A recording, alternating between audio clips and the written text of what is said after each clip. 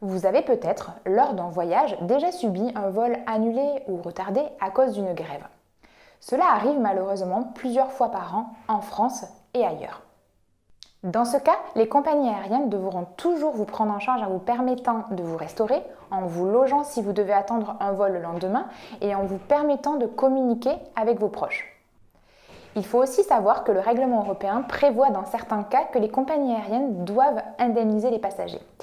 Mais ce n'est pas toujours le cas et cela dépend du type de grève qui a impacté votre vol. Les types de grèves qui permettent d'être indemnisés sont les grèves qui concernent le personnel de la compagnie ou ses prestataires directs.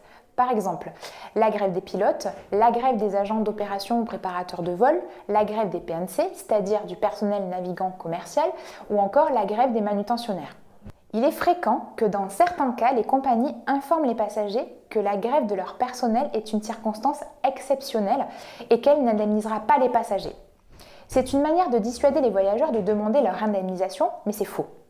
La Cour de justice européenne a considéré que ces types de grèves n'exonéraient pas les compagnies de devoir payer une indemnisation.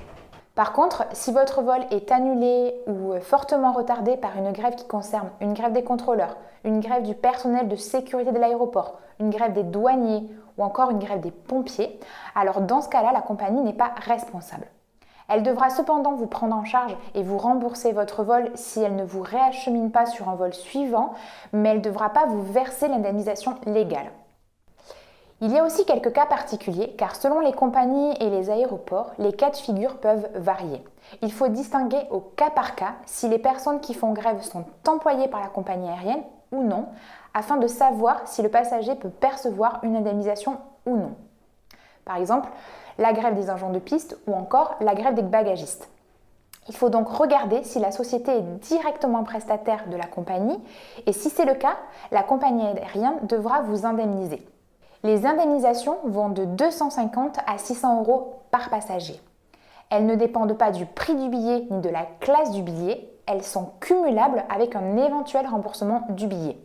Ces indemnités sont calculées entre autres en tenant compte de la distance du vol, de la nationalité de la compagnie et du fait que le vol reste en Europe ou non.